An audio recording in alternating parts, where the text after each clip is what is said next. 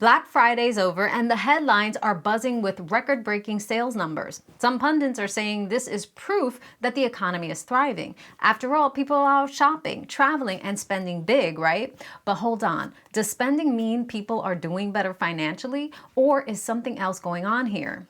Let's take a closer look. Black Friday online sales hit a whopping 10.8 billion this year, up over 10% from last year. Sounds impressive, right? But here's the thing. A lot of that spending wasn't cash, it was credit. People used buy now, pay later options for nearly 7 billion of those purchases. And guess what? Credit card debt from Black Friday alone is expected to top $25 billion this year, up from $22 billion last year.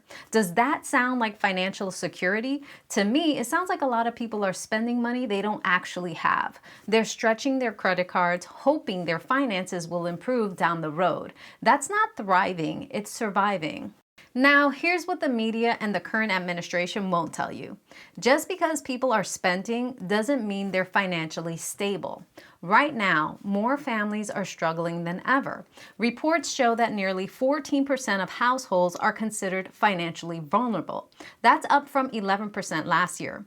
Inflation is still driving up the cost of everything from groceries to gas, and families are trying to keep up. That's why people are jumping on sales and using credit to cover their holiday shopping.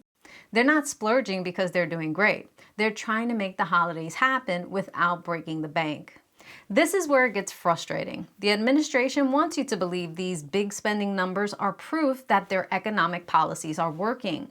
But let's be real. What they're seeing is more debt, not more prosperity. People aren't spending because they're secure. They're spending because they're hopeful that things will get better. And honestly, that hope, it's not coming from what's happening right now. It's coming from the idea that help might be on the way.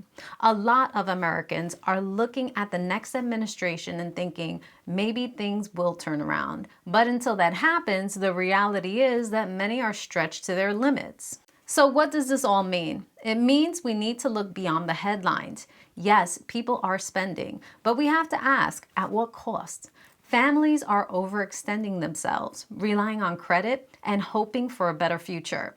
This isn't sustainable. If we want real recovery, we need leaders who address the root issues like wage stagnation, rising living costs, and skyrocketing debt, not just slap a shiny label on holiday spending numbers and call it a success. The bottom line? Spending might make the economy look good on paper, but the real story is in the debt piling up behind the scenes. We deserve better than this Band-Aid economy. Let's demand it.